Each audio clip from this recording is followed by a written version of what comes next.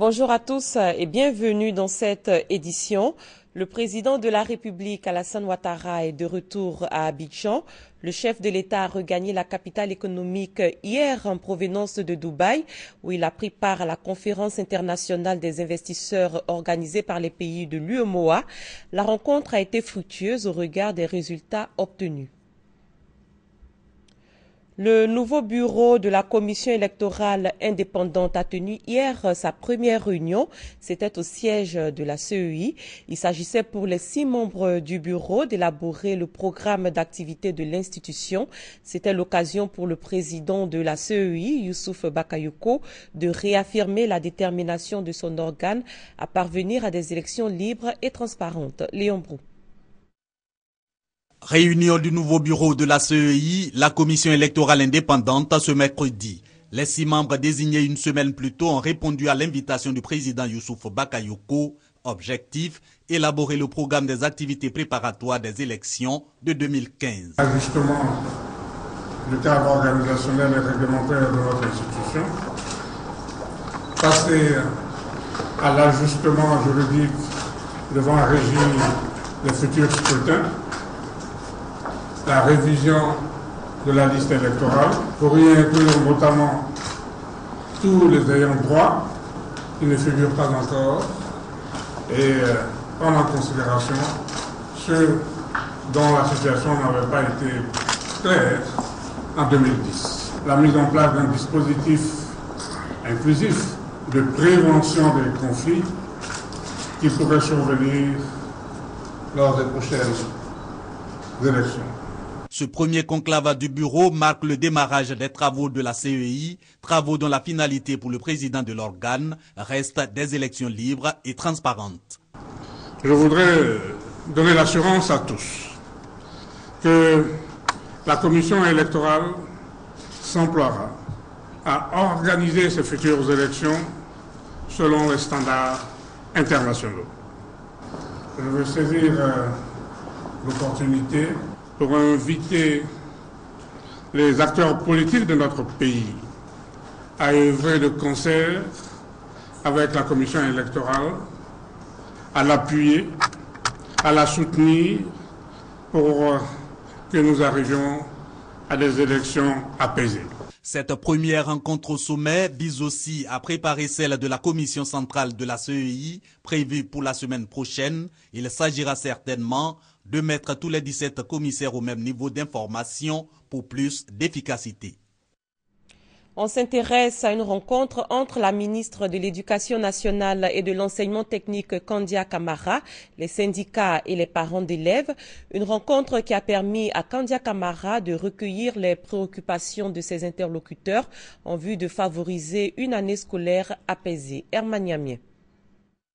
À quelques jours de la rentrée scolaire 2014-2015, le ministre de l'Éducation nationale et de l'enseignement technique se donne les moyens pour favoriser une année scolaire apaisée.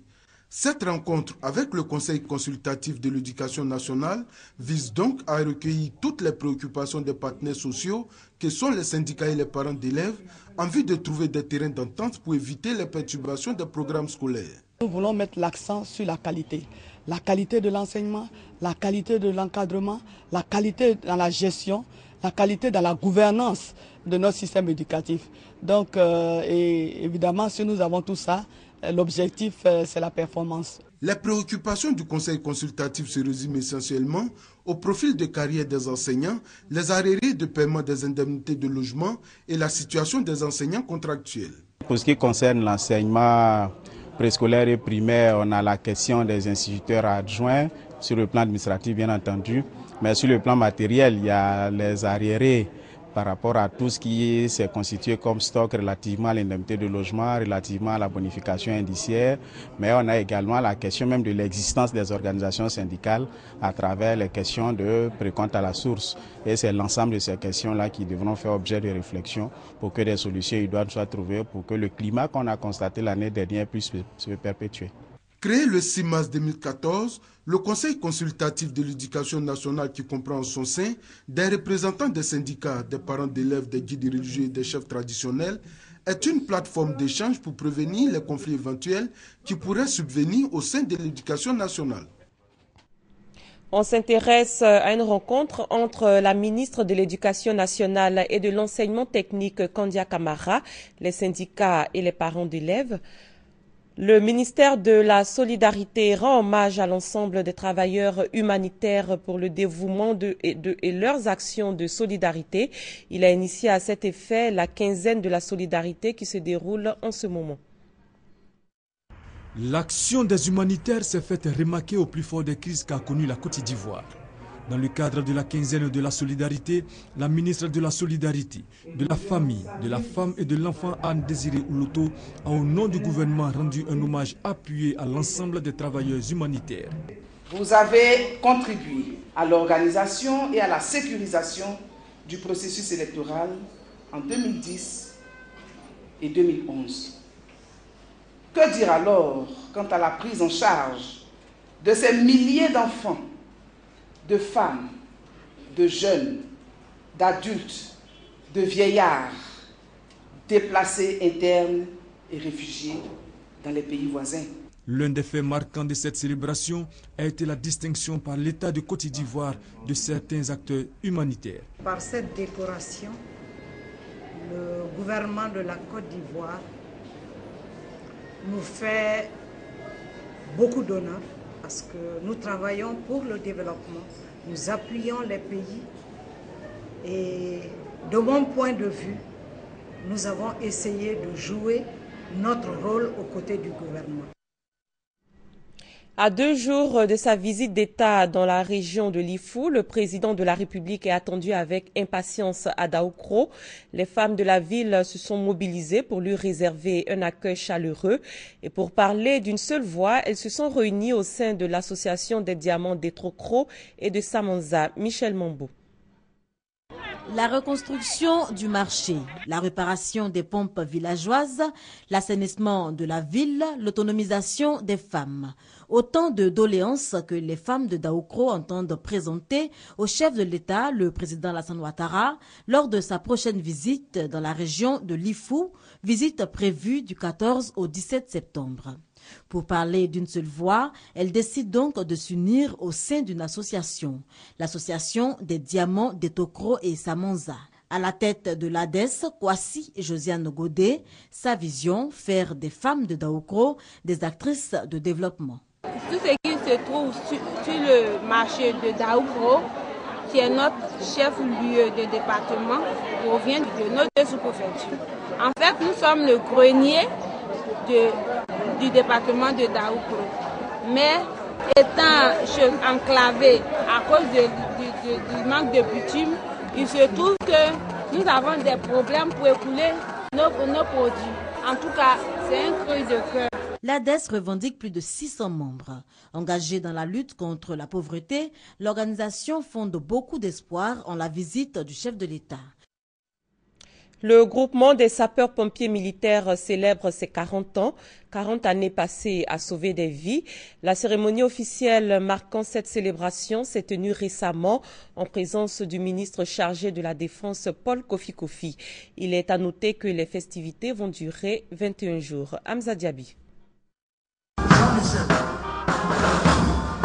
Ces soldats du feu battent le pavé, l'allure fière, heureux d'appartenir au groupement de sapeurs-pompiers militaires et surtout de prendre part à la célébration du 40e anniversaire de ce corps.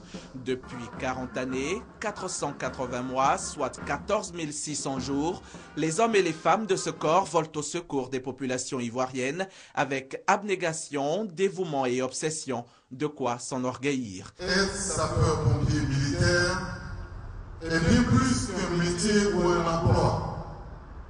C'est avant tout une vocation et un sacerdoce que chacun de nous a intégré dans son quotidien.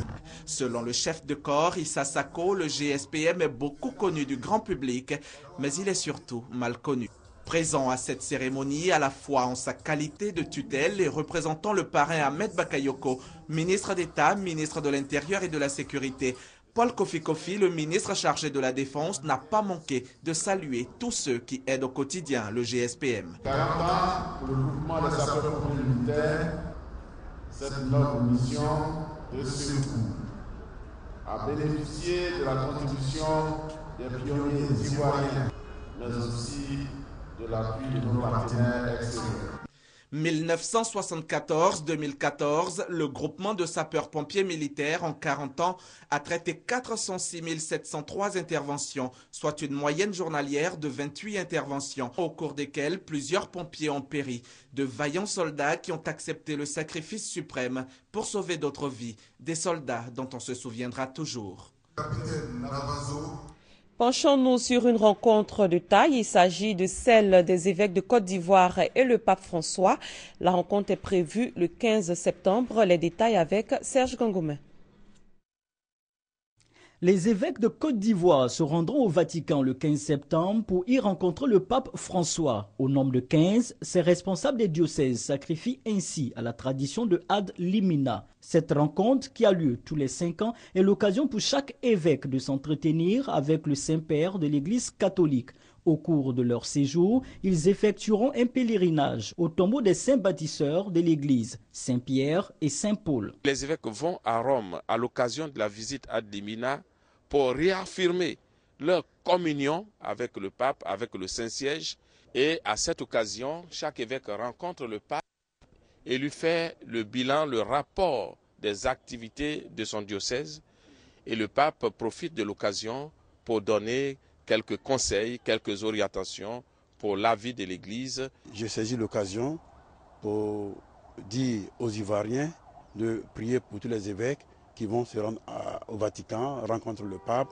Et nous sommes sûrs qu'au Vatican, le pape nous donnera des sages conseils pour que l'Église de Côte d'Ivoire puisse aller de l'avant et que la réconciliation dont nous parlons tant en Côte d'Ivoire puisse se réaliser concrètement. Pour la réussite de cet événement de haute portée spirituelle et sociale, le comité d'organisation entend se donner tous les moyens. La ministre de la Communication, Afoussiata Bama Lamine, est même sollicitée. Cette dernière est représentée à cette rencontre d'information par son directeur de cabinet. Mori Doumbia rassure les évêques du soutien du ministère de la Communication. Le gouvernement burkinabé a décidé de reporter à une date ultérieure la 14e édition du Salon international de l'artisanat de Ouagadougou. L'événement initialement prévu du 31 octobre au 9 novembre 2014 n'aura plus lieu à la date prévue en raison de la menace liée à l'épidémie d'Ebola qui sévit en Afrique de l'Ouest. Dans la cité de l'artisanat à Ouagadougou, tout marche au ralenti. Dans les allées, traînent des piles de briques, des pavés. Un coup de peinture par là, un coup de chiffon par-ci, les différents pavillons sont également en rénovation. Mais pour le directeur général du Salon international de l'artisanat, qui fait le tour du propriétaire, l'urgence est ailleurs. L'épidémie d'Ebola qui frappe la sous-région vient perturber le rendez-vous prévu du 31 octobre au 9 novembre. Aujourd'hui, compte tenu des projections qui sont faites par rapport à la gestion de l'épidémie, estimant qu'il faut encore plusieurs mois pour la maîtrise de la situation, nous avons estimé que pour un report, on ne peut espérer que dans le premier semestre de l'année 2015. Le CIAO, c'est près de 600 stands d'exposition, 3500 artisans, 300 acheteurs professionnels et quelques 400 000 visiteurs. C'est cette affluence qui fait craindre le pire. Les artisans sont eux inquiets de ce report. Pour nous personnellement, on a eu à faire des prêts pour se préparer. Parce que pour prendre une stand de 700 000, ce n'est pas permis à tout le monde. Maintenant, ça a été reporté. On ne sait pas c'est quand. Ça va revenir quand. On ne sait pas maintenant, on ne sait pas comment se débrouiller pour les prêts qu'on a pris. Le Salon international du tourisme et de l'hôtellerie a lui aussi été reporté. Et si la menace Ebola persiste, la 24e édition du festival de cinéma Le Fespaco, prévue en février 2015, pourrait connaître le même sort. Le champion olympique Oscar Pistorius sera fixé sur son sort ce jeudi en Afrique du Sud. La juge Thokozile Masipa va rendre aujourd'hui son verdict sur le meurtre de Riva Steenkamp, tué dans la nuit de la Saint-Valentin en 2013. Ajourné donc le 8 août dernier, le procès d'Oscar Pistorius reprend ce jeudi.